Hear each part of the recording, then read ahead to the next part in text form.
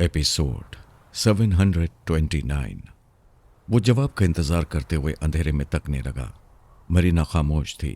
वो अपनी आवाज़ भी किसी को नहीं सुनाती थी। वो कहने लगा, मुझे याद आ रहा है, एक तकरीब में अचानक मेरी तबीयत ख़राब हो गई थी। मुझे शुबह हुआ था कि किसी ने आसाबी कमज़ोरी की दवा किसी खाने पीने की चीज़ में मिलाई होगी। मैं फ़ौरन डॉक्टर के पास जाना चाहता था, लेकिन बेख्तियार अपनी रिहाइशगाह में पहुंच गया। उसके बाद मुझे होश नहीं रहा था। शायद रात मुझ पर तनवीमी अमल किया गया था। इस वाक़े को 6 माह हो गए। मुझ पर अमल करने वाले तुम कौन हो? इतने अरसे तक आज़ाद क्यों छोड़ा था और आज इस तारीकी में कैद क्यों किया है? वो चंद लम्हों तक खामोश रहा, फिर कहने लगा, मुझे यकीन है कि मैं सोनिया या उसके किसी आदमी की कैद में नहीं हूँ, बल्कि उसकी कैद में हूँ जिसने चोरा चोरी और जोडी नॉर्मन को बिल्कुल इसी तरह तारीकी में रखा है। प्लीज़ मुझे बताओ तुम कौन हो। जब मैं पूरी तरह तुम्हारी मुट्ठी में हूं और यहां से किसी तरह निकल नहीं पाऊंगा, तो तुम्हें छुपना नहीं चाहिए, या छुपना जरूरी हो तो सोच के जरिए 2 बातें कर लो। ये भी मंजूर ना हो तो आवाज और लहजा बदल कर बोलो। वो फिर खामोश हो गया। इतनी इल्तिजाओं के बावजूद जवाब नहीं मिल रहा था। ऐसे में झुंझलाहट तारी हो जाती है। लेकिन केनी पॉल पुरसकून था। वो बहुत पहले कई बार चोरा चोरी और जोडी नॉर्मन की झुंझलाहट और बेबसी को देख चुका था। उनके दिमागों में रहकर मालूम कर चुका था कि चीखने और शोर मचाने से भी आवाज़ बाहर नहीं जाती, जिसका मतलब यह है कि उन्हें किसी तहखाने के साउंड प्रूफ कमरे में बंद किया गया है। वो थोड़ी देर तक सर झुकाए बैठा रहा, फिर उठकर अंधेरे में रास्ता टटोलते हुए उस कमरे के हुदूद और अरबा को समझने लगा। वो बिल्कुल जोरा जोरी वाले कमरे जैसा था। अटैच बाथरूम भी था, खाने पीने और दूसरी ज़रूरियात का सामान भी मौजूद था। उसने फिर बिस्तर पर बैठकर ख्यालखानी की परवास की और जोडी नॉर्मन के दिमाग में पहुंचा। वो सांस रोकना चाहता था। उसने जल्दी से कहा, मैं केनी पॉल हूं। वो कहने लगा, तुम कई बार आ चुके हो, लेकिन क्या फ़ायदा? ये ऐसी कैद है जहां से कोई हमें रिहाई नहीं दिला सकेगा। हाँ, दुरुस्त कहते हो। आज मैं अपनी बदबख्ती सुनाने आया हूं। किसी नामालूम आमिल ने मुझे ऐसे ही एक तारीख कमरे में कैद कर दिया है। जोडी नॉर्मन ने जोरा जोरी से कहा, मेरे दिमाग में आओ। केनी पॉल बातें कर रहा है। उस बेचारे को भी हमारी तरह कैद कर दिया गया है। जोरा जोरी ने नॉर्मन के दिमाग में आकर पूछा, जब शामत आती है तो पता नहीं चलता कैसे आई। मैं कोई 6 माह पहले ट्रैप किया गया। ट्रैप करने वाला आज मुझे कैदी बनाकर लाया है। ये समझ में नहीं आता हमें कैद करने वाले का मकसद क्या है। वो हमारी टेलीपैथी से फ़ायदा उठा नहीं रहा है, मगर टेलीपैथी जानने वालों को कैद करता जा रहा है। केनी पॉल ने कहा, मेरे एक मोहतात अंदाजे के मुताबिक किसी मर्द ने नहीं, एक औरत ने हमें कैद किया है। उसका नाम शिल्पा है। तुम शिल्पा पर क्यों शुबा कर रहे हो? वो जनरल की दाश्ता है। उसने जनरल को बहला फुसलाकर हम तमाम टेलीपैथी जानने वालों के मुताल्लिक मालूमात हासिल की हैं। ये भी मालूम कर लिया है कि 6 टेलीपैथी जानने वाले लंदन जा रहे हैं।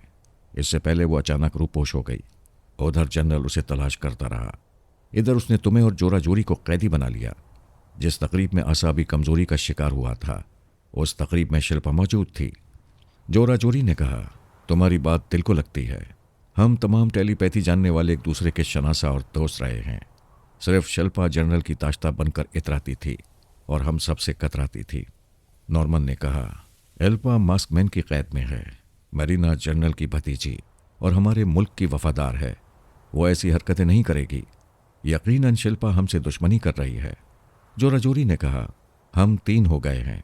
क्या उस मक्कार की मक्कारी का जवाब नहीं दे सकेंगे? ज़रूर देंगे। हम तीनों अपनी जहानत से रिहाई की सूरत पैदा करेंगे। मरीना दिमागी तौर पर हाजिर होकर मुस्कुराई। फिर उसने संताना को ट्रैप करके तीसरे तारीख कमरे में पहुंचा दिया और उनकी तादाद 3 से 4 कर दी, ताकि वो मजीद जहानत से काम लेकर अपनी हसरतें पूरी करते रहें। संताना को भी मालूम था कि नॉर्मन और जोरा जोरी ऐसी ही तारीकी में कहीं कैद हैं। उसने उनसे दिमागी रब्ता कायम किया तो पता चला केनी पॉल भी किसी दूसरे कमरे में कैद है। केनी पॉल ने हैरानी से कहा, यह शिल्पा कोई चुड़ैल है। पता नहीं इसने कितने टेलीपैथी जानने वालों को अपना मामूल बनाया है। पता नहीं यहां अभी और कितने कैदी बनकर आएंगे। वो सब जोडी नॉर्मन के दिमाग में रहकर एक दूसरे से बोल रहे थे। उसी वक्त उन्हें मैरिना की आवाज़ सुनाई दी। वो घबराई हुई सी कह रही थी, नॉर्मन, मैं डूब रही हूं। गहरी तारीकी में डूब रही हूं। मेरे चारों तरफ अंधेरा ही अंधेरा है। मैं गौदी के पास गई थी। वो किसी का कैदी है। फिर मार्टिन रसल के पास गई।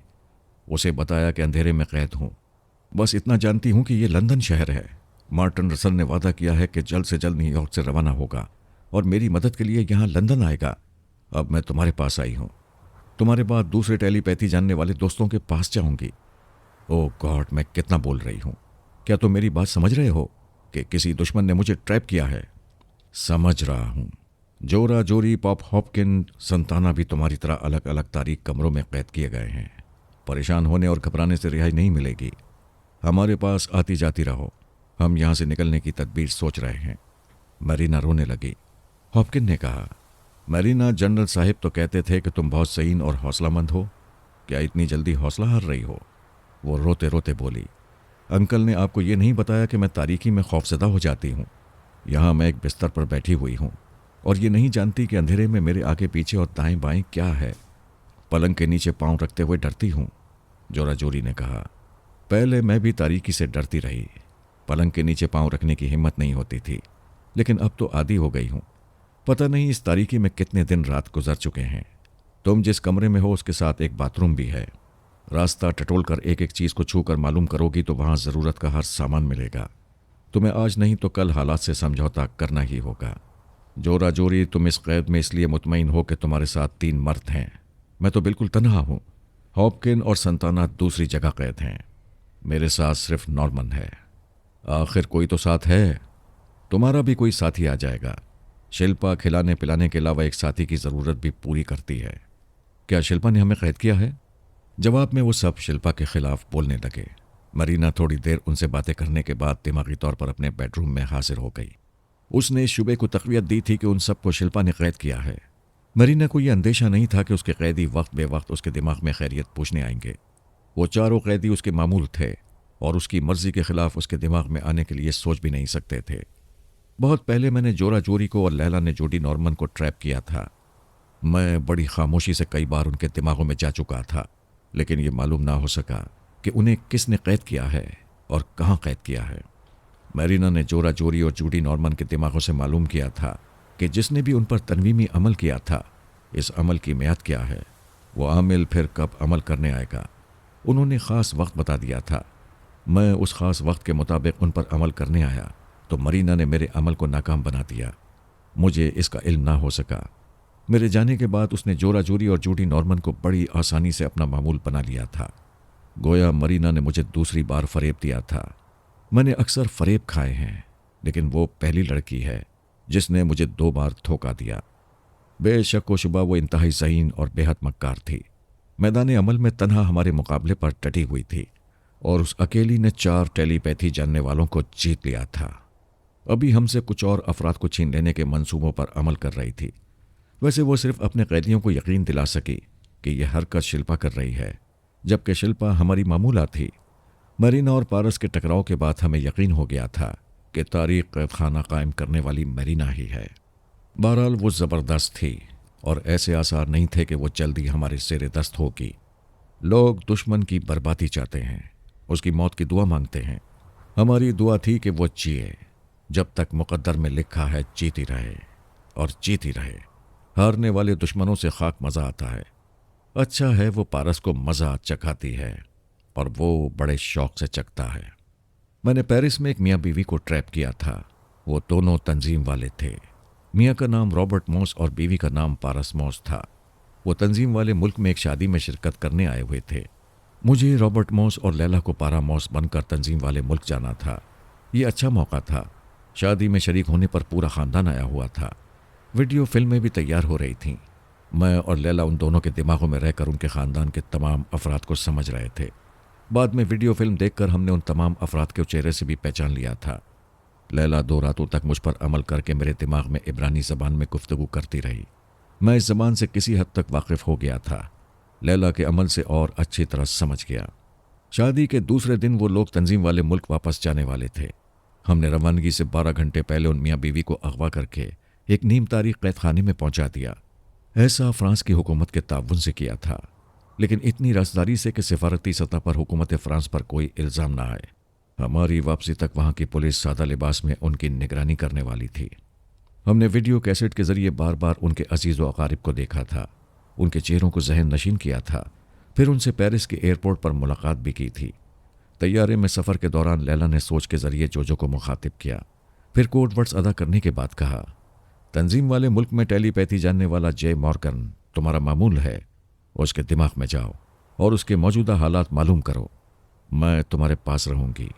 जोजो ने ख्याल खानी की परवास की, फिर जे मॉर्गन के दिमाग में पहुंच गई। वो उसे महसूस न कर सका। वो ये भी नहीं जानता था कि एल्पा के तनवीमी अमल से निजात हासिल करने के बाद जोजो का मामूल बन गया है। जोजो भी उसे मुखातिब नहीं करती थी। वो फौजी छावनी के एक छोटे से बंगले में नज़रबंद रखा गया था। उससे एक ही अफसर मुलाकात के लिए आता था। सिपाहियों के जरिए उसकी तमाम ज़रूरियात पूरी करता था। बाकी आला हुक्काम और दूसरे फौजी अफसरान न उसके सामने आते थे, न अपनी आवाज़ सुनाते थे। उसने बेजार होकर पूछा था, मुझे इस तरह कैद करके क्या फ़ायदा हासिल कर रहे हो? अफसर ने जवाब दिया था, पापा डोक ने बताया है कि तुम्हारे दिमाग पर किसी का कब्जा है। हम तुम्हारी टेलीपैथी के इल्म को अपने काम में लाकर नुकसान नहीं उठाएंगे। तो फिर मेरा अंजाम क्या होगा? शानदार मुस्तकबिल होगा तुम्हारा। मास्कमैन ने जोजो का ऑपरेशन करा के हमें नई राह दिखाई है। हमारी कौम में भी ब्रेन सर्जरी करने वाले निहायत तजुर्बेकार डॉक्टर मौजूद हैं। सर्जरी के बाद तुम अपना मासी, अपनी आवाज़ और लहजा सब कुछ भूल जाओगे। एक तंजीम वाले की हैसियत से नई जिंदगी शुरू करोगे। तुम्हारे दिमाग पर किसी दुश्मन का कब्जा नहीं होगा। तुम सिर्फ हमारे मुल्क के लिए काम करते रहोगे। जोजो ने उसके दिमाग से निकलकर लैला से कहा, आंटी, इसे तो बिल्कुल मजबूर और बेबस बनाकर रखा गया है। तुम्हारे पापा ये देखना चाहते थे कि पापा डोक इससे कोई काम ले रहा है या नहीं। आइंदा ज़रूरत हुई तो मैं तुम्हारा लहजा इख्तियार करके जे मॉर्गन के पास जाऊंगी। हम जोजो के दिमाग से निकल आए। फिर मैंने कहा, लैला, अगर हम किसी तरह जय मॉर्गन को ऑपरेशन के जरिए तब्दील हो जाने से बचा सकें तो हमारा भी फ़ायदा है और जे मॉर्गन भी हमारा एहसानमंद होगा। वो अमरीकी था। ट्रांसफार्मर मशीन के जरिए टेलीपैथी का इल्म हासिल करने के बाद ट्रेनिंग सेंटर में तरबियत हासिल कर रहा था। ऐसे ही वक्त तंजीम वाली एल्पा ने उसे अपनी मोहब्बत में उलझा लिया। अपना दीवाना बनाकर तंजीम वाले मुल्क ले आई। वहाँ उस पर तनवीमी अमल करके उसे तंजीम वाला बना दिया ताकि वो हुकूमत का वफादार रहे। लोग नुकसानात उठाकर भी सबक हासिल नहीं करते। वहाँ हालात ने ऐसा पलटा खाया कि एल्पा पारस की ज़िंदगी में आकर जोजो के हाथों मास्कमैन के पास पहुँच गई। एल्पा ने जे मॉर्गन का मजहब और कौमियत तब्दील करके उसे तंजीम वाला बना दिया था। अब मास्कमैन एल्पा का दिमागी ऑपरेशन करा चुका होगा और उसे तंजीम वाले मुल्क का मुखालिफ और अपने मुल्क का वफादार बना चुका होगा। ऐसे ही हालात और वाक़यात सबक सिखाते हैं कि जो दूसरों के लिए गड़ा खोदेगा एक दिन खुद उसी में गिरेगा। जोजो ने जे मॉर्गन को एल्पा के शहर से निकालकर अपना मामूल बना लिया था और उसे इस हद तक आज़ाद रखा था कि उसने खुद को जे मॉर्गन की हैसियत से पहचान लिया था। वो इस बात पर कुड़ रहा था कि एल्पा ने फ़रेब दिया और तंजीम वाले मुल्क लाकर उसे तंजीम वाला बना दिया। वो वहाँ से फ़रार होकर फिर अमरीका पहुँचने की फ़िक्र में था, लेकिन उसके अतराफ सख्त पहरा था। उसे फौजी छावनी के एक छोटे से बंगले में नज़रबंद किया गया था। वो दरवाजे या खिड़कियों से देखता तो दूर तक मुसल्ला फौजी नजर आते थे। वो किसी की मदद के बगैर फरार का कोई रास्ता नहीं निकाल सकता था। ऐसे में हम उसके पास पहुंच गए। पहले आधे घंटे तक लैला उसके दिमाग में खामोश रही। इस खामोशी का मकसद ये था कि पापा डोक अचानक उसके दिमाग में आकर जासूसी कर सकता है। उसे मालूम हो जाता कि जे मॉर्गन का दिमागी राब्ता किसी से है। लैला ने मुझसे कहा, आधा घंटा हो गया है, उसके दिमाग में कोई नहीं आया है। मैं जोजो के लहजे में जे मॉर्गन के पास आ गया। फिर उसकी सोच में कहा, ये पापा डोक कैसे कह रहा है कि मेरे दिमाग में कोई आता है या मैं किसी का मामूल हूं? जे मॉर्गन ने हक़ारत से सोचा, पापा डोक बकवास करता है। वो टेलीपैथी के अलावा काला जादू भी जानता है। तंजीम वाले अकाबरीन उसके शैतानी अमल को रूहानी अमल समझते हैं। जिस तरह एक बार उन्होंने रब्बी असफंदियार को मजहबी रूहानी पेशवा मान लिया था, उसी तरह अब पापा डोक को अपना रूहानी रहनुमा समझ रहे हैं। उसकी हर बात सच मान लेते हैं। वो झूठ कहता है कि मेरे दिमाग में कोई आता जाता है। मैंने उसे मुखातिब किया तो वो चौंक गया। चूंकि मैं जोजो के लहजे में आमिल बनकर आया था, इसलिए वो मामूल की हैसियत से सांस रोकना भूल गया था। मैंने कहा, बेशक पापा डोक झूठा है, लेकिन झूठे भी अपने मफाद के लिए कभी सच बोल देते हैं। तुम अपने दिमाग में मुझे सुन रहे हो। पापा डोक ने सच कहा है। मैं तुम्हारे दिमाग में आती जाती हूँ। मैं हूँ पारस की शरीक हयात जोजो। मुझे मामूल बनाकर तुम्हें क्या हासिल हो रहा है? मेरी सोनिया मम्मी ने कितने ही टेलीपैथी जानने वालों को तुम्हारे सुपर मास्टर से छीन लिया, मगर ना उन्हें नुकसान पहुंचाया और ना ही कोई फ़ायदा हासिल किया। वो चाहती हैं तुम सब आज़ाद रहो, किसी एक सुपर ताकत के ग़ुलाम ना बनो, किसी एक मुल्क के मफादात के लिए दूसरे ममालिक को नुकसान न पहुंचाओ। सारी इंसानियत की भलाई के लिए काम करते रहो। जे मॉर्गन ने कहा, मादाम सोनिया एक अजीम खातून है। मुझे आज़ादी मिल जाए तो मैं उनके नेक मकासद के मुताबिक काम करूँगा। क्या न्यूयॉर्क जनरल के पास नहीं जाओगे? नहीं, कोई मेरी मदद को नहीं आ रहा है। मेरे बुरे वक्त में सबने साथ छोड़ दिया है। मैं मादाम सोनिया का वफादार बनकर भी अपने वतन के लिए काम कर सकता हूँ। तुम लोगों के पास बहुत ही ज़हीन लोग हैं। प्लीज़ उनकी जहानत से मुझे रिहाई दिलाओ। ज़रा सब्र करो, हमारे लोग कोशिश कर रहे हैं। जो मेरी बहन, ऐसा ना हो कि ये लोग ऑपरेशन के ज़रिए मेरी जहनियत और शख्सियत बदल डालें। क्या इससे पहले मुझे रिहाई मिल जाएगी? हमारी कोशिश यही है कि तुम्हारा ऑपरेशन ना हो। तुम भी कोशिश करो। अभी पापाडोक से बातें करो। तुम उसे बातों में उलझाओगे तो मैं उसके दिमाग में खामोश रहकर उसके आसपास के माहौल को समझूंगी। वो मुझे अपने दिमाग में आने नहीं देगा। उसे मुखातिब करूंगा तो पहले सांस रोकेगा, मुझे दिमाग से निकालकर फिर मेरे अंदर आएगा। ऐसा एक बार हो चुका है। कोई बात नहीं, फिर एक बार जाओ, उसे झूठा कहो और दावा करो कि तुम्हारे दिमाग में कोई नहीं आता है। उसने ख्याल खानी की परवास की। मेरे साथ लैला भी उसके अंदर थी। वो पापाडोक के दिमाग में आया। उसके सांस रोकने से पहले बोला, मैं जे मॉर्गन हूं। उसने कहा, वापस जाओ, मैं तुम्हारे पास आ रहा हूं। मॉर्गन ने गुस्से से कहा, मेरे पास ना आओ, मैं तुम्हारे जैसे झूठे को बर्दाश्त नहीं करूंगा। तुम्हारे झूठ की वजह से मेरा दिमागी ऑपरेशन होने वाला है। ये लोग मेरा मजहब तब्दील कर देंगे, मुझे तंजीम वाला बना देंगे। तुमने इनसे झूठ क्यों कहा? वो कहने लगा, तुम किस झूठ की बात कर रहे हो? यही कि मेरे दिमाग में कोई आता जाता है। मैं काबिल एतमाद नहीं हूं। जे मॉर्गन खासी देर तक उसे बातों में उलझाता रहा। उन बातों के दौरान किसी ने पापाडोक को मुखातिब करते हुए पूछा, आप हमसे गुफ्तगू करते करते चुप हो गए हैं, खैरियत तो है? पापाडोक ने जे मॉर्गन से कहा, तुम्हारी फजूल बातों का कोई जवाब नहीं है, जाओ यहां से, मैं अभी मसरूफ हूं। उसने सांस रोक ली। जे मॉर्गन के साथ हम भी उसके अंदर से निकल आए। मैंने कहा, मॉर्गन, तुमने उसे खूब उलझाए रखा। मैंने उसके दिमाग में रहकर एक शख्स की आवाज़ सुनी है। मैं उसके पास पहुंचने की कोशिश करता हूं। मैंने दिमागी तौर पर हाजिर होकर देखा। तैयारे का माहौल बड़ा ही पुरसकून था। एयर होस्टेस खाने के लिए पूछ रही थी। लैला ने उससे खाने की 2 ट्रे ले लीं, एक मुझे दी। मैंने खाने के दौरान उस शख्स की आवाज़ और लहजे को अच्छी तरह याद करके दोहराया। फिर उसके दिमाग में पहुंच गया। वो फौज का एक मेजर था। पापाडोक के सामने एक सोफे पर बैठा उस टेलीपैथी जानने वाले गाउदी के बारे में बातें कर रहा था, जिसे समंदर के बीच एक पहाड़ी पर कैदी बनाकर रखा गया था। मैंने लैला से कहा, तुम इनकी बातें सुनो, मैं मेजर के चोर ख्यालात पढ़ता हूँ। उसकी सोच ने बताया, पापाडोक बहुत मोहतात है।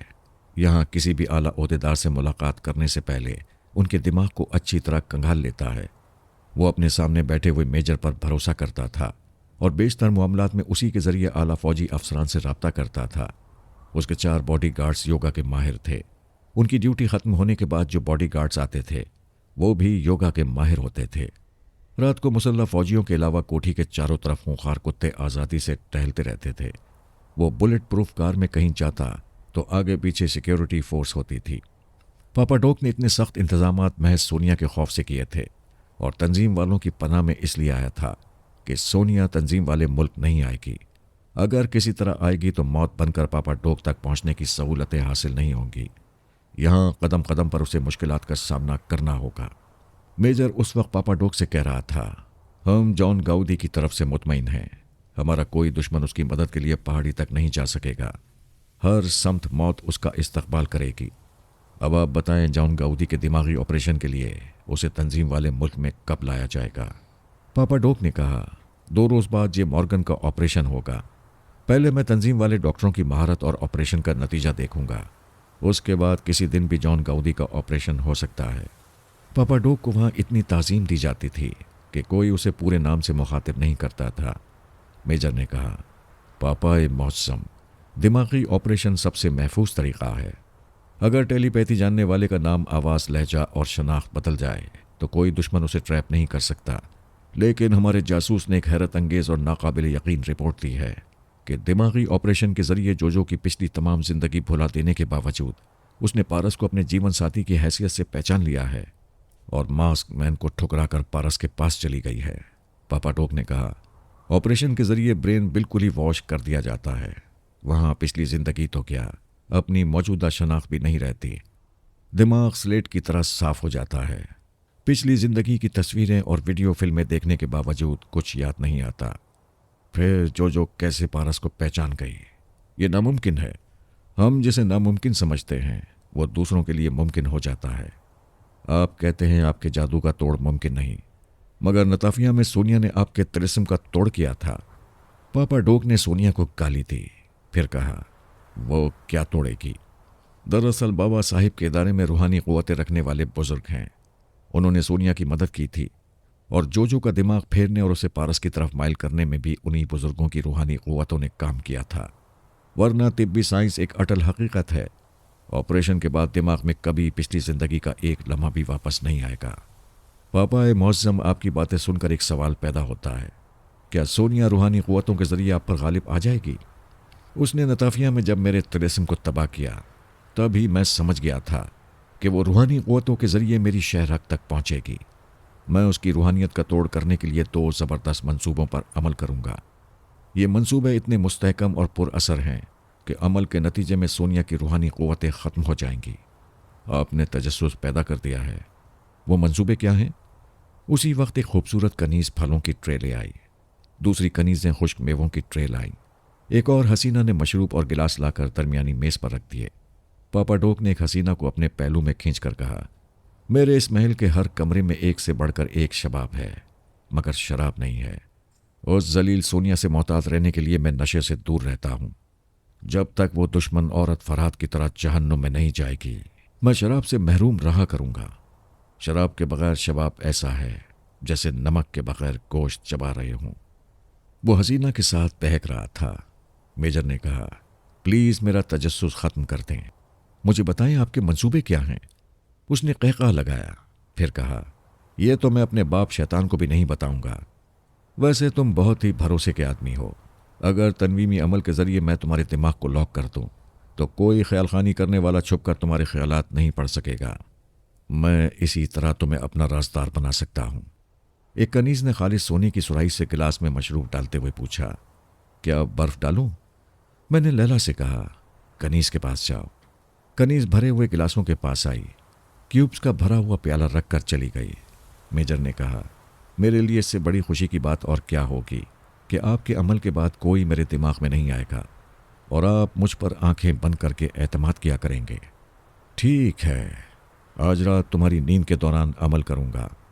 वैसे अगर तुम अमल के बगैर ही मेरे वफादार हो तो मुझे बताओ, वो 5 गोल्डन बैरनीज़ कौन लोग हैं? गोल्डन बैरनीज़ वाली बात आपको कैसे मालूम हुई? मैंने तुम्हारे जनरल के चोर ख्यालात पढ़े हैं। मेजर ने कहा, आप मेरे दिमाग में आकर चोर ख्यालात पढ़ सकते हैं। मैंने गोल्डन बैरनीज़ का जिक्र सुना है, लेकिन उनके मुताल्लिक़ सिर्फ जनरल ही जानता है। मैं तो उनकी सही तादाद भी नहीं जानता। आपसे सुन रहा हूं कि वो 5 हैं। हाँ, वो 5 तंजीम वाले मुल्क का दिमाग हैं। मुझे जनरल के चोर ख्यालात से इतना ही मालूम हुआ है कि वो 5 योगा के माहिर हैं, मकारी में शैतान के जानशीन हैं, सुपर पावर्स को तंजीम वाले मुल्क का अंधा हिमायती बना दिया है। उन गोल्डन बैरनीज़ ने एक खुफिया फोर्स बनाई हुई है। उस फोर्स में डॉक्टर, इंजीनियर, साइंसदान और सुराख रसां वगैरह हैं। वो मतलूबा ममालिक के ख़ास शहरों में बाकायदा रिहाइश इख्तियार करते हैं। जनरल को जितना मालूम है उतना मुझे मालूम हो चुका है। फ़ौज के जनरल और मुल्क के हुक्मरान बदलते रहते हैं, इसलिए ये तमाम आला ओहदेदारान गोल्डन बैरनीज़ के बारे में इससे ज़्यादा कुछ नहीं जानते। ये कोई नहीं जानता कि वो 5 गोल्डन बैरनीज़ कौन हैं, कहाँ रहते हैं। जनरल के खुफिया कमरे में एक टीवी स्क्रीन पर उन्हें देखा जा सकता है, उनसे बातें की जा सकती हैं, लेकिन यकीन से नहीं कहा जा सकता कि स्क्रीन पर नज़र आने वाले वो 5 चेहरे असली हैं, क्योंकि जनरल को ऐसे चेहरे किसी शहर में, किसी तकरीब में या किसी बाजार में दिखाई नहीं दिए। अगर वो चेहरे असली होते तो कहीं ना कहीं इत्तफाक से नजर आ जाते। मेजर ने मुस्कुराकर पूछा, आप उन 5 को ढूंढ निकालने की फिक्र में हैं? हाँ, मुझसे ये बर्दाश्त नहीं होता कि कोई मुझसे छुप कर रहे। वो मुझे देखता रहे और मैं उसे न देखूं, उसकी निगरानी से बेखबर रहूं। छुपने वाले दोस्त कभी नहीं होते। अगर तंजीम वाले हुक्काम को या गोल्डन बैरनीज़ को कभी मैं बोझ लगूंगा तो वो बड़ी आसानी से छुपकर मुझे गोली मार देंगे। ऐसा हो सकता है। हमारे अकाबरीन को समझना चाहिए कि आप 5 गोल्डन बैरनीज़ से ज़्यादा अहम हैं। आपने 1 हफ्ते के अंदर 2 ज़बरदस्त कारनामे अंजाम दिए। टेलीपैथी जानने वाले जॉन गाउदी को हमारा कैदी बनाया और बाबा फरीद वास्ती मरहूम की बेटी राहिला को अगवा करके यहां पहुंचा दिया। उन पांचों पुरस्कार तंजीम वाले दिमागों को आपसे नहीं छुपना चाहिए। उनकी बेहतरी इसी में है कि मुझे दोस्त बनाएं, मेरे सामने आए, वरना मैं उन्हें बेनकाब कर दूंगा। जैसी चाल मैं चलूंगा वैसी वो चल नहीं सकते। उसकी बात खत्म होते ही फोन की घंटी सुनाई दी। उसने रिसीवर उठाकर कहा, हेलो, मैं हूं, क्या अपना नाम बताना जरूरी है? दूसरी तरफ से कुछ कहा जाने लगा। वो चंद लम्हों तक सुनता रहा, फिर परेशान और खौफजदा होकर कहने लगा, नहीं, ये झूठ है, तुम कैसे कह सकते हो कि ये इत्तला दुरुस्त है? वो फिर सुनने लगा। चंद सेकंड्स के बाद वो मजीद कुछ सुन ना सका। उसके हाथ से रिसीवर छूट गया। वो खला में तक रहा था और बिल्कुल बेहिस हरकत बैठा सोच रहा था। मेजर ने पूछा, क्या हुआ? वो बदस्तूर साकित रहा। मेजर ने फिर मुखातिब किया तो वो चौंक गया। क्या तुम कुछ कह रहे हो? मैं पूछ रहा हूं, क्या फोन पर कोई परेशान कुन इत्तला मिली है? वो एक झटके से उठकर खड़ा हो गया, फिर कहने लगा, हाँ, वो जलील औरत इस शहर में देखी गई है। बात समझ में आ गई। वो सोनिया के बारे में गुस्से से कह रहा था। इस मुल्क की सिक्योरिटी और इंटेलिजेंस वाले होशियार और फर्शनासी में बैनुल अक़वामी शोहरत रखते हैं। फिर सोनिया उनकी नज़रों से छुप कर कैसे आ गई? आपको फ़ोन पर किसने इत्तला दी है? पापा टोक ने चौंक कर फ़ोन की तरफ देखा। उसका रिसीवर नीचे पड़ा हुआ था। वहाँ से आवाज़ आ रही थी, हेलो पापा मौसम, हेलो। वो जवाब सुनने लगा। मैं मेजर के दिमाग में था। फ़ोन से कही जाने वाली बातें नहीं सुन सकता था। मैं यही सुनकर हैरान था कि सोनिया हमसे पहले तंजीम वाले मुल्क पहुंच गई है। मैंने मेजर के पास आकर सोनिया को मुखातिब किया, कोड वर्ड्स अदा किए, फिर पूछा, तुम तंजीम वाले मुल्क कब पहुंची हो? क्या मैं तंजीम वाले मुल्क में नजर आ रही हूं? मुझसे छुपने की कोशिश ना करो, मैं खतरे से आगाह करने आया हूं। अभी पापा डोक को इत्तला मिली है कि तुम तंजीम वाले मुल्क में देखी गई हो।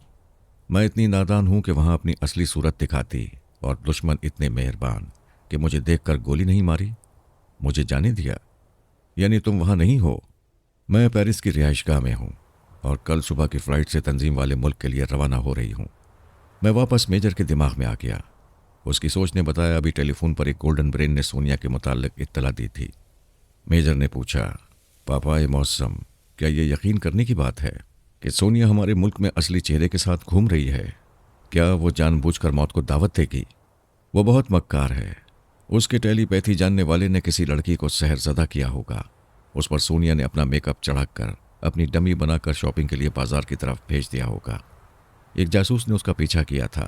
वो भीड़ में गुम हो गई। वो मक्कार औरत नफसानी मार मारती है। उसने अपनी डमी पेश करके आला हुक्काम और फौजी अफसरान को चौंका दिया। लेकिन मेरा तो सुकून गारत कर दिया है। अब मेरा खाना पीना हराम हो जाएगा। मैंने दिमागी तौर पर हाजिर होकर लैला को ये बातें बताईं। वो कहने लगी, सिस्टर सोनिया पेरिस में है, हम तैयारे में हैं, तो फिर तंजीम वाले मुल्क में डमी सोनिया को कौन पेश कर रहा है? जाहिर है हमारा कोई आदमी ऐसा नहीं कर रहा होगा। यह दुश्मनों की कोई चाल है। क्या चाल है? अच्छा, तो आप मेरा इम्तहान ले रहे हैं? उसने मुस्कुराकर देखा। मैंने भी मुस्कुराकर कहा, यही समझ लो। यह हकीकत अभी किसी को मालूम नहीं है कि पापा डोक हमारी सिस्टर से खौफजदा है, लिहाजा उसका सुकून बर्बाद करने के लिए कोई दुश्मन सिस्टर की डमी पेश नहीं करेगा। बिल्कुल ठीक, आगे बोलो। आगे बात साफ है। पापा डोक थोड़ी देर पहले गोल्डन ब्रेन्स के खिलाफ बोल रहा था और उन्हें बेनकाब करने का दावा कर रहा था। एक गोल्डन ब्रेन ने उसे इस्तराब और बेचैनी में मुब्तला करने के लिए तंजीम वाले मुल्क में सोनिया की मौजूदगी की इत्तला दी। ये सरासर गलत इत्तला है। मेरी जान, तुमने बिल्कुल सही तजिया किया है। जी चाहता है तुम्हारी जहानत की भरपूर दाद दूं। मैं सीट पर बैठे ही बैठे उसकी तरफ झुका। वो मुझे परे हटाकर कहने लगी, दूर ही रहें, आपकी दाद महंगी पड़ती है। एयर होस्टेस आकर बचे हुए खाने की ट्रे उठा रही थी। उसके जाने के बाद लैला ने कहा, आप संजीदगी से रिपोर्ट सुने। जो कनीज पापा डोक और मेजर के सामने मशरूब लाई थी, मैं उसके दिमाग में रहकर उस महल के दूसरे हिस्से में गई। मजीद 2 कनीज़ों के दिमागों में भी जगह बना ली। पता चला राहिला को उसी महल में रखा गया है। हमने बहुत पहले राहिला के दिमाग में जाकर मालूम कर लिया था कि उसे किसी महल में आराम से रखा गया है। आज लैला ने मालूम किया कि पापा डोक भी उसी महल में रहता है। मेजर के दिमाग ने हमें उस महल का पता बता दिया था। मैंने लैला से कहा, एक गोल्डन ब्रेन ने इंतकामन पापा डोक को खौफजदा किया है, उससे हमारा क्या नुकसान होगा? वो कैसे? ऐसा कि पापा डॉग सोनिया के खौफ से राहिला को किसी ऐसी जगह मुंतकिल कर देगा जहां सोनिया या हम न पहुंच सकें। गोल्डन ब्रेन्स वाकई ब्रेन से काम लेते हैं। उन्होंने ये झूठी इत्तला देकर तंजीम वाले मुल्क की इंतजामिया, पुलिस और फौज को अलर्ट कर दिया। ऐसे में हम वहां पहुंच रहे हैं। दुश्मनों के मुस्तैद और होशियार रहने के बायस हम सहूलत और इत्मीनान से कोई काम नहीं कर सकेंगे। मैंने थोड़ी देर सोचकर कहा, पापा डॉग जिस महल में है वहां खुफिया कैमरे और माइक ज़रूर होंगे, क्योंकि पापा डॉग ने गोल्डन ब्रेन्स को बेनकाब करने का चैलेंज किया था। उसके बाद ये गोल्डन ब्रेन ने फ़ोन के जरिए पापा डॉग को सोनिया का बुखार चढ़ा दिया। लैला ने तायद की, पांचों गोल्डन ब्रेन्स पापा डॉग पर नज़र रखते हैं, यानी उसे बज़ाहिर पापा मौज़िम कहकर सर पर चढ़ाया जा रहा है और बातिन में उसे नाकाबिल एतमाद समझा जा रहा है। मैंने कहा क्यों ना उसी शैतान को तंजीम वालों के खिलाफ भड़काया जाए। वो मुस्कुराने लगी। उसकी आदत थी बात बात पर मुस्कुराती थी। खुदा ने उसे खिलते हुए फूल की शादाबी दी थी। आम हालात में भी उसका चेहरा मुस्कुराता हुआ लगता था। उसने मुझे शौक और लगन से देखते हुए पाया तो घूर कर कहा, मैं आइंदा बंद संवर कर नहीं रहूंगी। मैं अपनी सीट पर सीधी तरह बैठकर बाबा साहब के इदारे के एक जासूस के पास आ गया। उसने सांस रोक ली। दूसरी बार मैंने कोड वर्ड्स अदा किए। उसने मुस्कुरा कर कहा, हेलो मिस्टर ब्रायन वुल्फ, खैरियत तो है? मैंने उसे राहिला के अगवा और पापा डॉग के रिहाइशगाह के मुताल्लिक बताने के बाद कहा, वो शैतान सोनिया के खौफ से राहिला को दूसरी जगह मुंतकिल करेगा। अपने मातहतों से कहो उस महल को नज़रों में रखें। कोई बंद गाड़ी वहाँ से निकले तो उसका ताक़ुब करें। हमें मालूम होना चाहिए कि राहिला को कहाँ मुंतकिल किया जाएगा। वो ट्रांसमीटर निकालकर अपने ख़ास आदमियों को हिदायत देने लगा। फिर मैंने अपने जासूसों को बताया कि किस तरह पापा डॉग और गोल्डन ब्रेन्स के दरमियान ठन गई है। पापा डॉग को पता नहीं है कि गोल्डन ब्रेन्स उसे खौफजदा करने के लिए सोनिया के मुताल्लिक झूठी इत्तला दे रहे हैं। अगर उसे मालूम हो जाए कि गोल्डन ब्रेन ने उसे खामखा इस्तराब में मुब्तला करना चाहा था तो वो वहाँ के आला हुक्काम पर चढ़ दौड़ेगा। आइंदा अपने दिल में बुख्स रखकर उनके लिए काम करेगा। जासूस ने पूछा, क्या पापा डॉग को हकीकत बताकर भड़का दूं?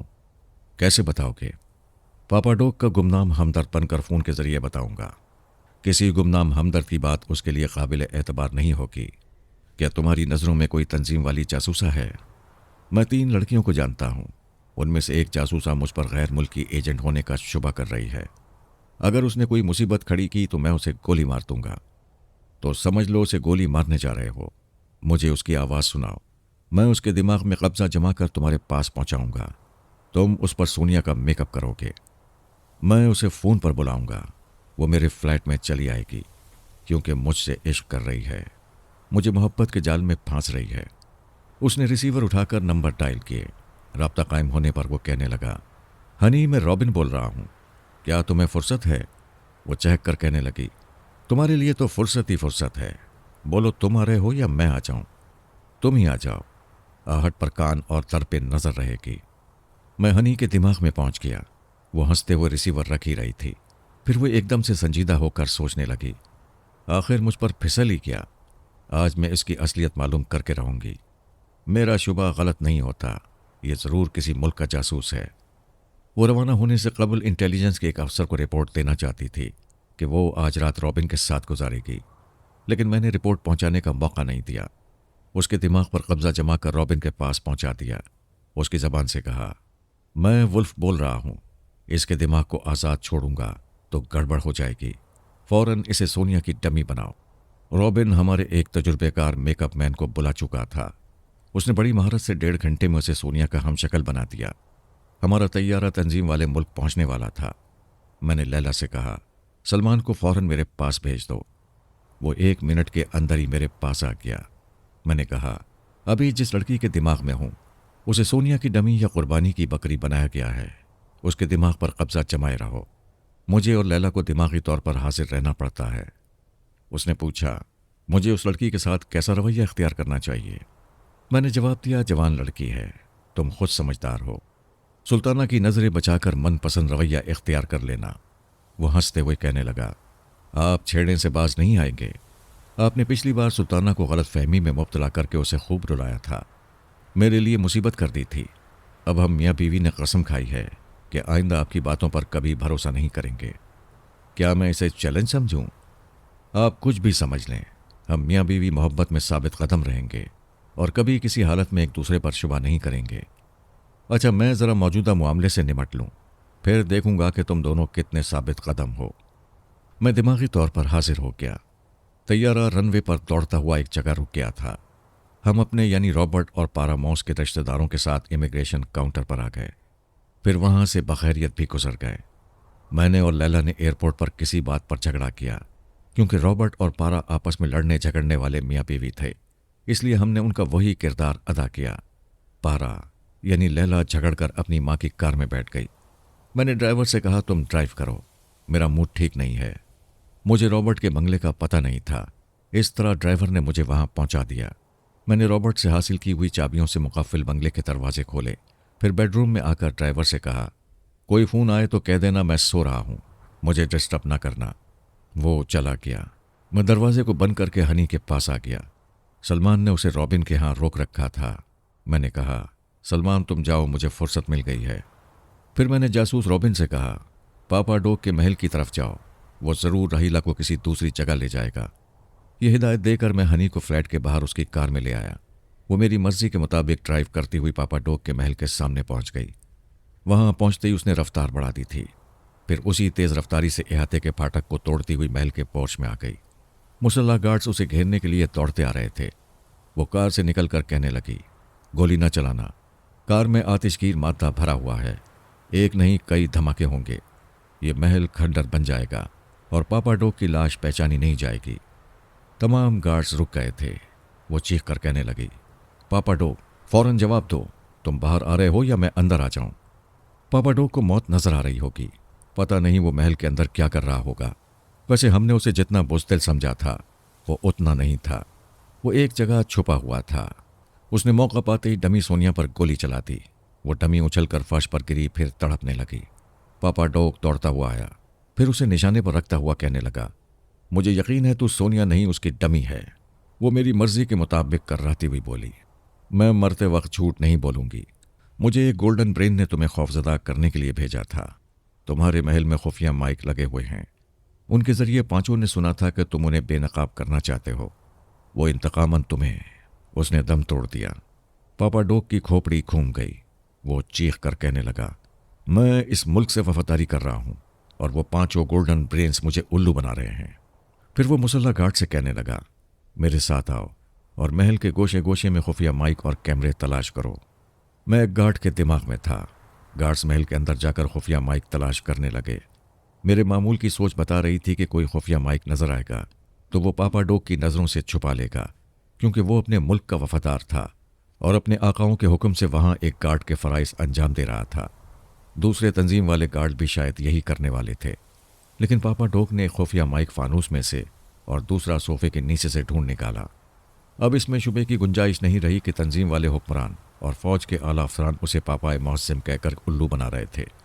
गुस्से की शिद्दत से उसकी खोपड़ी गर्म हो गई थी, उसके अंदर आग भर गई थी। वो टेलीपैथी और काले जादू की क़ुव्वतें हासिल करने के बाद खुद को सबसे आला और अफजल समझता था। किसी मामले में सबकी बर्दाश्त नहीं कर सकता था। गुस्से और जुनून में अपने मुखालिफों को नीच तो नाबूद करने में कोई कसर नहीं छोड़ता था। अगर मैं उसके दिमाग में होता तो फिलहाल इंतकामी कार्रवाई से रोक देता। मेजर भी उसके करीब नहीं था, होता तो मैं उसके जरिए उसे समझाने की कोशिश करता। उसने तमाम गार्ड्स को झड़क कर कहा, चले जाओ, मेरी नज़रों से दूर हो जाओ, मुझे किसी की ज़रूरत नहीं है। तुम सब यहाँ मेरी हिफाजत के लिए नहीं, मेरी जासूसी करने के लिए रखे गए हो। Get out. तमाम गार्ड्स वहाँ से चले आए। मेरे मामूल को भी आना पड़ा। उसके बाद मैं पापा डोग को देख नहीं सकता था। पता नहीं वो क्या कर रहा होगा। मैंने सोचा मेजर को उसके पास जाने पर माइल करना चाहिए, फिर मैं उस मेजर के जरिए उस पर नज़र रखूंगा। मैं उसके दिमाग में आ गया। वहाँ पापा डोग सोच के जरिए उससे कह रहा था, तुम्हारे तंजीम वाले अकाबरीन वफादारी का ये सिला देते हैं। अगर मैं चुप कर डमी सोनिया को गोली न मारता तो ये भेद कभी ना खुलता कि गोल्डन ब्रेन्स मुझे उल्लू बना रहे हैं और महल में होने वाली मेरी तमाम गुफ्तगू सुनते हैं। यहाँ खुफिया कैमरे होंगे, मेरा वीडियो रिकॉर्ड भी बनाया जा रहा होगा। मेजर ने कहा, मैं हैरान हूँ कि मेरे अकाबरीन आप जैसे मुखलिस और फ़ायदा पहुँचाने वाले के खिलाफ ऐसी हरकतें क्यों करते रहे। ये तो दोस्त को दुश्मन बनाने वाली हिमाकतें हैं। आज मुझे पता चला है कि तंजीम वाले फरहाद और सोनिया को कई बार दोस्त बनाने के बाद क्यों उन्हें दोस्त न बना सके। फरहाद और सोनिया तंजीम वालों के खिलाफ जो इंतकामी कार्रवाइयाँ करते रहे वो बिल्कुल दुरुस्त थीं। तुम तमाम तंजीम वाले इसी काबिल हो। आप मुझे इल्ज़ाम ना दें, एक नहीं 1000 बार मेरे चोर ख्यालात पढ़ लें। मैं आपका वफादार ही साबित होता रहूंगा। बेशक तुम वफादार ही हो, इसलिए तुम्हारे पास आया हूं। तुम यहाँ के दिलेर और निहायत काबिल लोगों की फहरिस्त बनाओ और एक एक की आवाज़ मुझे सुनाओ। मैं हर रात 2 अफराद पर अमल करके उन्हें अपना ताबेदार बनाऊंगा। यहाँ अपने वफादारों की बहुत बड़ी फौज बनाऊंगा। मैं अभी फ़ोन के ज़रिए चंद काबिल अफराद की आवाज़ें सुना सकता हूँ। अभी नहीं, मैं बहुत परेशान हूँ। ठीक रात के 12 बजे तुम्हारे पास आऊँगा। वो उसके दिमाग से चला गया। अब उसकी मसरूफियात का इल्म नहीं हो सकता था, इसलिए मैं भी अपनी जगह हाजिर हो गया। थोड़ी देर बाद लैला ने सोच के ज़रिए कहा, मैं पावा बोल रही हूँ। अपने रॉबर्ट से रूट कर मैके में बैठी हूँ। क्या मनाने नहीं आएंगे? आना ही होगा। तुम्हारे बगैर करवट करवट खाली रहूँगा। वो मुस्कुराई, फिर बोली, क्या पापा डॉग को भड़का दिया है? उसके अंदर गुस्से और इंतकाम की आग लगा चुका हूँ। मैंने उसे डमी सोनिया के मुतालिक बताया। वो कहने लगी, आपने ज़बरदस्त चाल चली है। सिस्टर की डमी इस्तेमाल करके उस शैतान को तंजीम वालों की साजिशों का पक्का यकीन दिला दिया है। ठीक है, मैं आ रहा हूँ। आज तंजीम वाले मुल्क की सैर करेंगे और किसी अच्छे से होटल में खाना खाएंगे। मैंने ख्याल खानी ख़त्म कर दी, बाहर जाने के लिए तैयार होने लगा। हमें फ़िलहाल पापा डॉग की मसरूफियात का इल्म नहीं हो सकता था। उसने हमारी लाइल्मी में जो कुछ किया वो हमें बाद में मालूम हुआ। मैं अपने सुनने वालों की दिलचस्पी के लिए अभी उसकी मसरूफियात बयान कर रहा हूँ। उसने महल के एक दूर उफ्तादा कमरे में तिलिस्म कदा बना रखा था। कमरे के वस्त में एक शैतान का पुतला खड़ा किया था। उसका एक चेला उस पुतले के सामने हमेशा आग रोशन रखता था। पापा डॉग शैतान के सामने आकर पलती मारकर बैठ गया। ख्यालखानी की परवास करके जनरल के पास आया, फिर बोला, तुम लोगों ने मेरे एतमाद को धोखा दिया है। मेरी रिहाइशगाह में कई बार माइक छुपा कर रखे गए हैं। जनरल ने कहा, मेरी सोच पढ़कर देख लें, ऐसा मेरे हुक्म से नहीं किया गया है। दरअसल हमारे गोल्डन प्रिंस अपने बाप पर भी एतमाद नहीं करते हैं। उन्होंने यहाँ के हुक्मरानों की रिहाइशगाहों में भी यही किया हुआ है। वो सब पर नज़र रखते हैं कि कौन क्या कर रहा है। उसने गोल्डन प्रिंस को चंद मोटी मोटी गालियाँ दी। जनरल को बताया कि गोल्डन प्रिंस ने डमी सोनिया के जरिए उसका मजाक उड़ाया है। जनरल ने कहा, मुझे इत्तला मिली है कि वो डमी हमारी एक बेहतरीन जासूसा थी। आपने जल्दबाजी में उसे गोली मार दी। उसे जिंदा रहने देते तो वो हमारे सामने सच्चा बयान देती। आप गुस्से में ना आए, ये चाल गोल्डन प्रिंस की नहीं, किसी टेलीपैथी जानने वाले की है। कोई दुश्मन आपको हमारे खिलाफ भड़का रहा है। मैं नादान बच्चा नहीं हूँ। ठोस सबूत हासिल करने के बाद ही गोल्डन प्रिंस को गालियाँ दे रहा हूँ। क्या आप साबित कर सकते हैं कि हमारी जासूसा को किसी गोल्डन ब्रेन ने आपके पास भेजा था? मैं साबित कर सकता हूँ। क्या इसके बाद गोल्डन ब्रेन को सज़ा मिलेगी? आप कैसी बातें कर रहे हैं? वो 5 गोल्डन ब्रेन्स मुमलिकत तंजीम वालों के बेहतरीन दिमाग हैं। यहाँ की दाखिला और खारजा पॉलिसी उन्हीं के हाथ में है। भला उन्हें कौन सज़ा दे सकता है? मैं दूंगा। जनरल ने मुस्कुरा कर कहा, आप उनके साए तक भी नहीं पहुँच सकेंगे। अगर पहुँच गया तो वो मेरा शिकार होंगे। ठीक है, आप अपनी हसरत पूरी कर लें, लेकिन पहले सबूत पेश करें। आप चंद आला हुक्काम के साथ 1 घंटे बाद उस अस्पताल में पहुँचें जहाँ उस जासूसा की लाश पोस्टमार्टम के लिए पहुँचाई गई है। वहाँ क्या होगा? वो लाश बयान देगी कि उसे गोल्डन ब्रेन ने सोनिया बनाकर भेजा था। क्या आपकी इस बचकाना बात पर आला हुक्काम यकीन करेंगे? मेरी बात बचकाना नहीं है। अगर आप लोग 1 घंटे बाद अस्पताल नहीं आएंगे तो मैं आप लोगों से ताल्लुकात तोड़कर इस मुल्क से चला जाऊंगा। वो दिमागी तौर पर शैतान के पुतले के सामने हाजिर हो गया। उसके सामने एक मिट्टी के बर्तन में माश का गूंदा हुआ आटा रखा था। वो मंतर पढ़ते हुए उस आटे में से एक छोटा सा इंसानी पुतला बनाने लगा और साथ ही कुछ मंतर पढ़ने लगा। इस दौरान टेलीफोन पर इत्तला देने वाले गोल्डन ब्रेन की आवाज़ और लहजे को याद करता रहा। उसे अच्छी तरह याद करते हुए वो शैतान को कहता था, मैं इसी आवाज़ और लहजे वाले का पुतला बना रहा हूँ। मैं इसे सूरत से नहीं पहचानता तो इसकी आवाज़ से सूरत तक पहुँच सकता हूँ। ले सुन, मैं इसी की आवाज़ में मंतर पढ़ रहा हूँ। वो गोल्डन ब्रेन की आवाज़ और लहजे में पढ़ने लगा और माश के आटे से पुतले को मुकम्मल करने लगा। उसने पुतले का मुंह खुला रखा था, जैसे वो मुंह खोलकर कुछ बोलने वाला हो। वो एक बेढंगा सा पुतला था, कोई शाकार मुजस्मा नहीं था। शैतानी क़ुव्वतों के जरिए उसे गोल्डन ब्रेन से मंसूब किया जा रहा था। शैतानी अमल करने वाले 3 मीम से पुतले बनाते हैं, मिट्टी, माश या मोम से। फिर अमल मुकम्मल होने के बाद उस पुतले के किसी हिस्से में सुई पेवस करते हैं। जिसके नाम का वो पुतला होता है, सुई की चुभन उस बेचारे को होती है। अगर वो हौसले से एक चुभन को बर्दाश्त करता है तो पुतले के जिस्म में दूसरी सुई चुभोई जाती है। यूं उस शख्स की जिस्मानी तकलीफ में इजाफा होता रहता है। उसने माश का पुतला मुकम्मल करने के बाद उसे शैतान के पैरों के दरमियान लटका दिया। फिर ऊंची आवाज में मंत्र पढ़ने लगा। पढ़ने के दौरान कोई सफूफ आग में फेंकने लगा। उससे आग भड़कने लगती थी, शोले बुलंद होने लगते थे। ये अमल थोड़ी देर तक जारी रहा। फिर उसने एक हाथ शैतान की तरफ बुलंद किया। उसकी चुटकी में एक सुई थी। उसने कहा, ए शैतान मौसम, मैंने गोल्डन ब्रेन की आवाज़ और लहजा तुझे सुना दिया। ये ले, इस सुई को उसके हलक में पहुंचा दे। पापा डॉग ने झुककर माश के पुतले के खुले हुए मुंह के अंदर वो सुई बेबस कर दी। पुतले के हलक से चीखें और कर्राहें निकलने लगीं। पापा डॉग ने खुश होकर शैतान के कदमों को चूमते हुए कहा, तू तमाम शैतानी कुव्वत का मरकज़ है और ये कुव्वतें तू मुझे देता जा रहा है। तेरे कदमों में जल्द ही एक इंसान का खून चढ़ाऊंगा। फिर वो मिट्टी का दूसरा प्याला लेकर शैतान के कदमों से उठ गया। उस प्याले में माश की खुश्क दाल थी। वो आगे के सामने बैठकर मंत्र पढ़ते हुए माश का एक एक दाना आग में फेंकने लगा। अब वो ज़ॉम्बी का अमल कर रहा था। वो मुर्दा जो जिंदों की तरह उठ खड़ा हो और जिंदगी से महरूम होकर भी काले अमल के जरिए चलता फिरता हो, उसे ज़ॉम्बी कहते हैं। मुर्दे को जिंदा करना किसी इंसान के बस की बात नहीं है। शैतानी अमल से उन्हें सिर्फ हरकत में लाया जाता है और उन्हें अपने शिकार तक पहुंचाया जाता है। उनसे कुछ बातें नहीं कराई जा सकती। पापा डॉग ने नताफिया शहर में ऐसे कई ज़ॉम्बी पेश किए थे। लोग अपने अजीज़ों को मरने के बाद जिंदा देखकर खौफजदा हो जाते थे। पापा डॉग ने ख्याल खानी के जरिए बहुत पहले एक ज़ॉम्बी के दिमाग में पहुंचना चाहा, लेकिन मुर्दा दिमाग में उसकी सोच भटक कर वापस आ गई। तब उसने शैतान को खुश करने के लिए उसके कदमों में कुंवारी लड़की की बलि दी। 40 दिनों तक खुद को जिस्मानी अजियतें पहुंचाकर मंत्र पढ़ता रहा और शैतान की अजमत के गुण गाता रहा।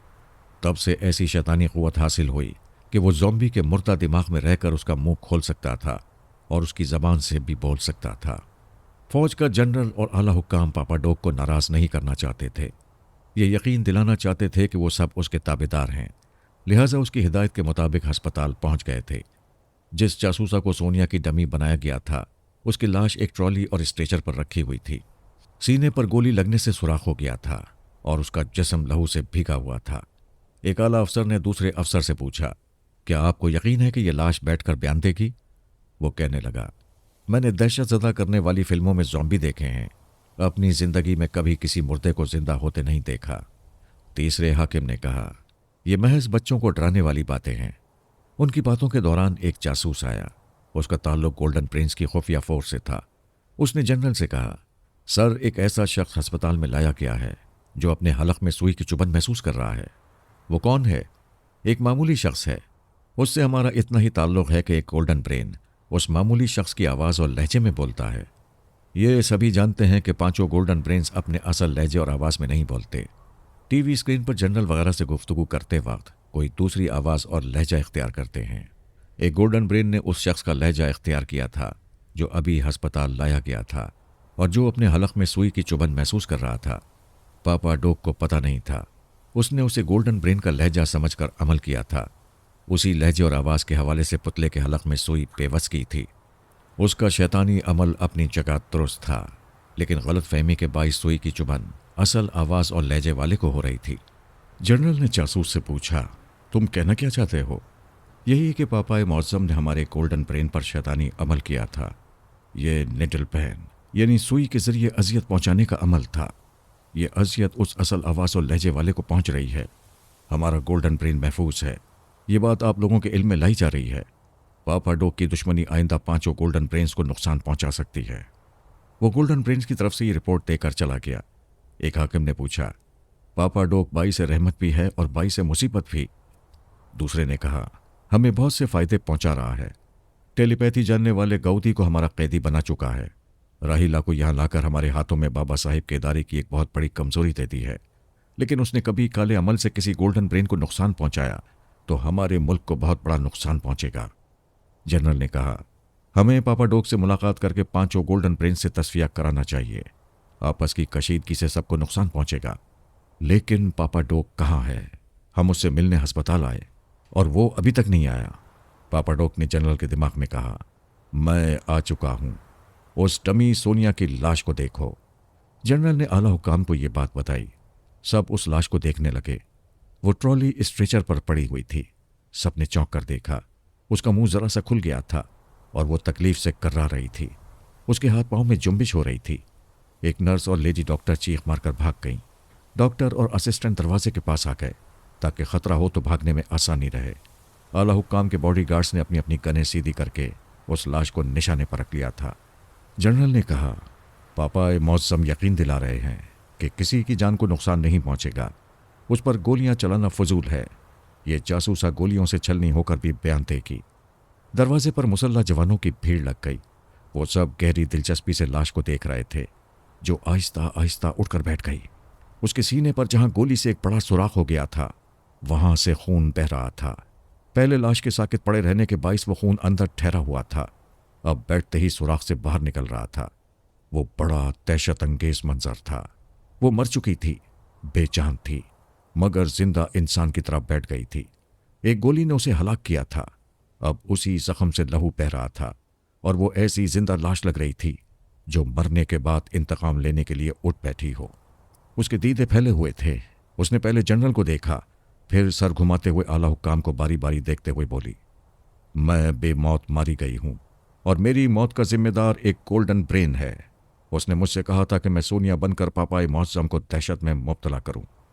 वो भर्राई हुई आवाज में बोल रही थी। जनरल ने लाश से पूछा, हनी, हम तुम्हारी आवाज पहचानते हैं, अभी वो आवाज तब्दील क्यों हो गई है?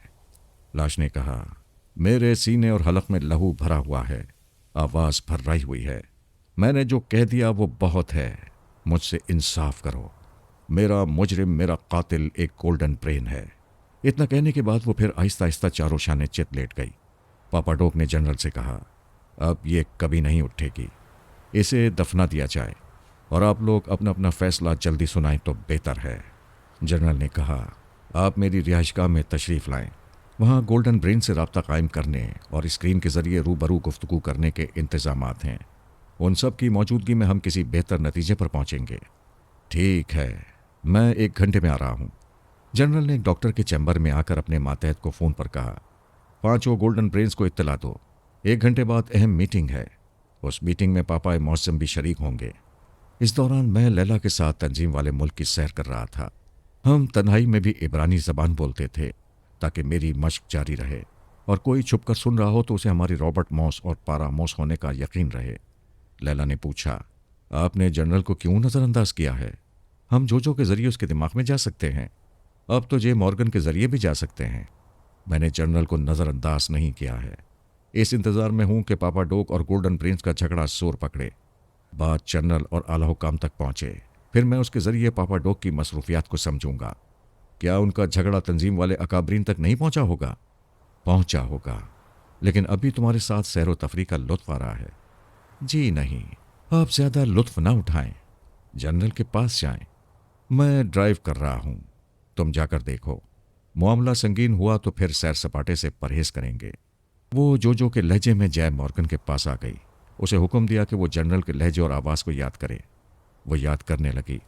लैला उसे जहन नशीन करके जनरल के पास पहुंच गई। उस वक्त जनरल फ़ोन के ज़रिए अपने मातहत से कह रहा था कि 1 घंटे बाद मीटिंग है। लैला ने मुझसे कहा कि 1 घंटे बाद अहम मीटिंग है। उस मीटिंग में पापा डोक और गोल्डन ब्रेन्स हाजिर होंगे। मैंने कहा, फिर तो हमें घर वापस चलना चाहिए। हाँ, ज़रूर चलना चाहिए। मैंने सोचा था यहाँ एक हिंदू सेठ के होटल में तुम्हें हिंदुस्तानी डिशें खिलाऊंगा। पाकिस्तानी और हिंदुस्तानी खाने बड़े चटखारेदार होते हैं। मैं लंदन में पाकिस्तानी तंदूरी रोटियां और कढ़ाई गोश्त और दही की कढ़ाई पकौड़े खा चुकी हूँ। ऐसा करते हैं, खाना पैक करा के घर ले चलते हैं। हाँ, यही मुनासिब है। जब हमने घर में खाना खाया तो 1 घंटा हो चुका था। मैं खाने के दौरान ही जनरल के पास पहुँच गया। लाशऊरी तौर पर उसकी सोच बताने लगी कि अब तक क्या होता रहा है और किस तरह जासूसा की लाश ने थोड़ी देर के लिए जिंदा होकर गोल्डन ब्रेन के खिलाफ बयान दिया था। फिर पापा डोक के काले अमल से वो शख्स अजियतों में मुब्तला हो गया था जिसकी आवाज़ और लहजा एक गोल्डन ब्रेन इख्तियार किया करता था।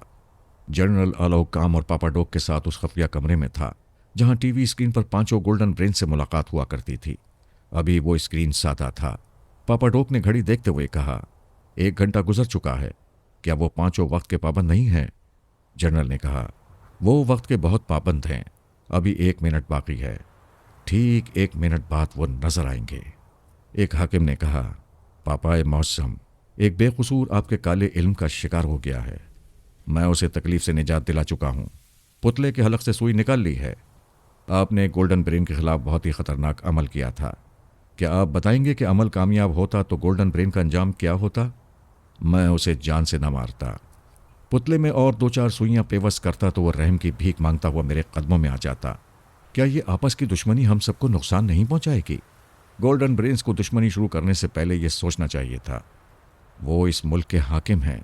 हम जो बज़ाहिर हुक्मरान हैं उन्हीं की बनाई हुई पॉलिसियों पर अमल करते हैं। आपने उन्हें बेनकाब करने की धमकी दी। उन्होंने सोनिया की मौजूदगी की इत्तला दी। वो इत्तला सही थी या गलत हम नहीं जानते, लेकिन उन्होंने जासूसा को सोनिया की डमी बनाकर नहीं भेजा था। ये किसी दुश्मन की चाल है। क्या उस जासूसा ने आखिरी सांसों में झूठ कहा था? टीवी स्क्रीन रोशन हो गई। एक मेज के पीछे 5 अफराद सिया नकाब पहने बैठे थे। उनमें से एक ने पूछा, उस जासूसा ने आखिरी सांसों में जो कहा उसे कितने अफराद ने सुना? पापा डोक ने कहा, मैंने सुना था। मुसल्ला गार्ड्स हमसे दूर थे।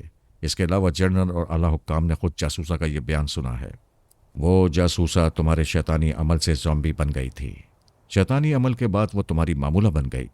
तुमने उसे जो बयान देने का हुक्म सादिर किया उसने वही दोहराया। यह झूठ है। उस लाश ने अपने तौर पर सच्चा बयान दिया था। ज़ॉम्बी के मुतालिक हमारा भी मुताला है। ऐसे मुर्दे जो आर्जी तौर पर जिंदा नजर आते हैं वो अपने साहिर के ज़ेरे असर होते हैं। तुम लोग ये कह रहे हो कि लाश मेरे ज़ेरे असर थी और मैंने तुम्हारे खिलाफ उससे झूठा बयान दिलवाया था। जादू हमेशा झूठ, फरेब और ज़रर रसानी के अमल पर ख़त्म होता है। कोई भी जी होश जादुई नताइज को कबूल नहीं करता है। मैं कोई स्टेज पर जादू दिखाने वाला जादूगर नहीं हूँ। मैं साहिर आज़म हूँ। तुम सबको सहरज़दा कर सकता हूँ। तुम 5 को बेनकाब कर सकता हूँ। उसने जैसे ही चैलेंज किया उसके दोनों हाथ कुर्सी के हत्थों से जकड़ गए। उसे पता नहीं था कि वो जिस कुर्सी पर दोनों हाथ रख के शाहाना अंदाज में बैठा हुआ है उसके दोनों हत्थों में खुफिया खुदकार हथकड़ियाँ हैं। एक बटन दबाते ही हथकड़ियों ने उसे जकड़ लिया। वो अपने हाथों को झटका देते हुए आज़ादी हासिल करने की नाकाम कोशिश करते हुए कहने लगा, ये क्या हरकत है? ये हथकड़ियाँ खोल दो वरना। बात पूरी होने से पहले एक फौजी ने उसके बालों को मुट्ठी में जकड़कर उसके सर को कुर्सी की पुश से लगाया। इस तरह खुदकार रिंग उसकी गर्दन में फंस गई। अब वो कुर्सी से हिल भी नहीं सकता था। उसने गरजते हुए कहा, तुम लोग अपनी मौत का सामान कर रहे हो। दोस्त को दुश्मन बना रहे हो। मुझे इस तरह कैदी बनाकर नहीं रख सकोगे। मैं चंद घंटों में रिहाई हासिल कर लूंगा। उसके बाद तंजीम वाले मुल्क में ऐसा ज़ल्ज़ला। उसकी बात अधूरी रह गई। उसके बाजू में एक दवा इंजेक्ट की गई थी। वो तड़प कर बचना चाहता था, लेकिन कई फौजी जवानों ने उसे जकड़ लिया था। चंद सेकंड्स के बाद सबने उसे छोड़ दिया। वो साकित हो गया था। एक गोल्डन ब्रेन ने कहा, जादूगर कुत्ते, हम कुत्ते पालना और उन्हें अपने सामने दुम हिलाने पर मजबूर करना जानते हैं। अब पढ़ो मंत्र और हमारे किसी आदमी के दिमाग में जाओ। अपने शैतान मुअज़्ज़म को बुलाओ। अगर ऐसा कुछ ना कर सको तो सोचना कि तुम्हारे जैसे फ़िरौन किस तरह एक ही ठोकर से हकीर कीड़े बन जाते हैं। लैला भी ख्याल खानी के जरिए यह तमाशा देख रही थी। उसने मेरे बाजू में हल्की सी चुटकी ली। मैंने दिमागी तौर पर हाजिर होकर उसे देखा। वो कहने लगी, अल्लाह बड़ा कारसाज है। हमारे लिए आसानियाँ पैदा कर रहा है। हमें फ़ौरन ही पापा डोक के दिमाग से मालूम करना चाहिए कि राहीला को जिस पुतले से मंसूब किया गया है वो कहाँ है। हाँ बेशक, तुम मालूम करो। मैं उनकी बातें सुन रहा हूँ। इस बार मैं पापा डोक के दिमाग में आया। लैला भी आई हुई थी। उसने हमारी सोच की लहरों को महसूस नहीं किया। मैंने उसके ज़रिए सुना। एक गोल्डन ब्रेन कह रहा था, हम स्क्रीन पर हमेशा चेहरा और आवाज़ बदल कर आते हैं। आज हमने सोचा पापा डोक मक्कारी कर सकता है। अचानक एंटी मेकअप लेंस के ज़रिए छुपे हुए असल चेहरे को देख सकता है। इसलिए हम ये सिया नकाब पहन कर बैठे हैं। दूसरे गोल्डन ब्रेन ने आला हुक्काम को मुखातिब करते हुए कहा, हमने ये तय किया था कि पहले जे मॉर्गन का ब्रेन ऑपरेशन कराया जाएगा, उसके बाद जॉन गाउदी की बारी आएगी। लेकिन अब ऐसा नहीं होगा। आप लोग कल सुबह पापा डोक को मिलिट्री अस्पताल के ऑपरेशन थिएटर में पहुंचाएं। हमारे तजुर्बे का डॉक्टर पहले उस शैतान का ऑपरेशन करेंगे। ब्रेन ऑपरेशन के इस पहले तजुर्बे में ये मर भी सकता है। इसकी मौत का हमें अफसोस नहीं होगा। ये जी गया तो हमेशा कुत्ते की तरह हमारा वफादार रहेगा। उसके बाद मीटिंग बर्खास्त हो गई। स्क्रीन तारीख हो गया। 5 गोल्डन ब्रेन्स गुम हो गए। जनरल ने पापा डोक को देखा, फिर मुस्कुरा कर कहा, हमने तुम्हें पापा मुअज़्ज़म बनाया था, लेकिन कुत्ते को घी हजम नहीं होता। एक हाकिम ने कहा, यह बड़े हाकिमाना अंदाज में बगैर इजाज़त हमारे अंदर आ जाता था और हम इसका कुछ बिगाड़ नहीं सकते थे। उस हाकिम ने पापा डोक को ज़ोरदार तमाचा रसीद करते हुए कहा, आओ अब हमारे दिमागों में आओ। जनरल ने कहा, किसी दोस्त या दुश्मन को यह मालूम नहीं है कि हमने इसे कैदी बना लिया है। ये बात इसी 4 दीवारी तक महदूद रखने के लिए इसे यहीं कमरे में रखा जाएगा। ये कल सुबह ऑपरेशन थिएटर में पहुंचाए जाने तक इसी कुर्सी पर जकड़ा हुआ बैठा रहेगा। इस कमरे में 6 मुसल्ला जवान पहरा देते रहेंगे। बाहर भी सख्त हिफाजती इंतजामात किए जाएं। हम दिमागी तौर पर हाजिर हो गए। लैला ने कहा, कल सुबह के बाद हमें पापा डोक का दिमाग नहीं मिलेगा। उसकी आवाज़ और लहजा बदल जाएगा। कोई बात नहीं, जब वो तंजीम वाली हुकूमत का वफादार बनकर ख्याल खानी करेगा तो हमसे छुपा नहीं रहेगा। राहीला के मुताल्लिक क्या मालूम हुआ है? जो शैतानी पुतला राहीला से मंसूब किया गया है, उसे तोड़ने के लिए एक लंबे सफ़र पर जाना होगा। वो पुतला तिब्बत की पहाड़ियों के एक गार में है। मैंने कहा, सदियों से तिब्बत के जादूगर सारी दुनिया में मशहूर हैं। क्या तुमने मालूम किया है कि वो पुतला किन जादूगरों के पास है? पापा डोक का एक गुरु घंटाल है। उस गुरु का नाम सासान टोगरा है। वहाँ का सबसे बड़ा और ख़तरनाक जादूगर सासान आज़म कहलाता है। सदियों से सासान जादूगरों का सिलसिला चला आ रहा है। ये मौजूदा सासान टोगरा इस सिलसिले का 12वां सासान आज़म है। पापा डोक का ये गुरु नेपाल में था, अब तिब्बत चला गया था। वहीं इस मुनाजमत से डोगरा कहलाता है। मैंने कहा, मैं खुद पापा डोक के पास जाकर मालूमात हासिल करता हूँ। वो कहने लगी, क्या मैंने काम की बातें मालूम नहीं की हैं? जो सुना रही हो वो सब काम की बातें हैं, लेकिन अभी पापा डोक का दिमाग एक खुली किताब है, तो मैं उसे अपने तौर पर क्यों ना पढ़ लूँ। अच्छा, मैं देखती हूँ आप उसे किस तरह पढ़ते हैं। वो मेरे साथ पापा डोक के अंदर पहुँच गई। वो उसी तरह हथकड़ियों के जरिए कुर्सी पर जकड़ा हुआ बैठा था। उसके होश हवास दुरुस्त थे। वो अपने हालात को अच्छी तरह समझ रहा था। कमज़ोरी महसूस करने के बावजूद उसने ख्याल खानी की कोशिश की थी और अपनी तवक्को के मुताबिक नाकाम रहा था। गोल्डन ब्रेन्स ने उसे बिल्कुल ही बेदस्तो पाप बना दिया था।